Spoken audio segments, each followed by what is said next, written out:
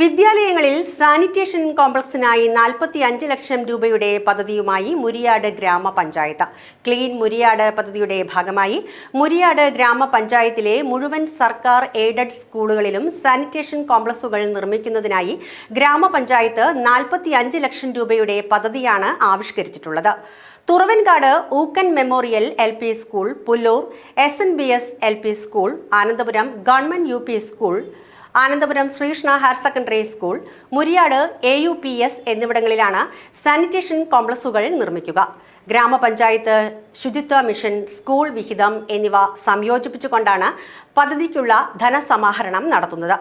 നിർമ്മാണം പൂർത്തീകരിച്ച 3 വിദ്യാലയങ്ങളിലെ സാനിറ്റേഷൻ കോംപ്ലക്സുകൾ ഗ്രാമപഞ്ചായത്ത് പ്രസിഡന്റ് ജോസ് J. ചിറ്റിലപ്പിള്ളി വിദ്യാലയങ്ങൾക്ക് സമർപ്പിച്ചു.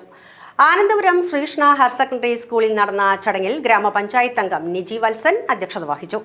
തുറവൻകാട് ഊക്കൻ മെമ്മോറിയൽ LP സ്കൂളിൽ നടന്ന ചടങ്ങിൽ ഗ്രാമപഞ്ചായത്ത് അംഗം റോസ്മി ജയേഷ് അധ്യക്ഷത വഹിച്ചു.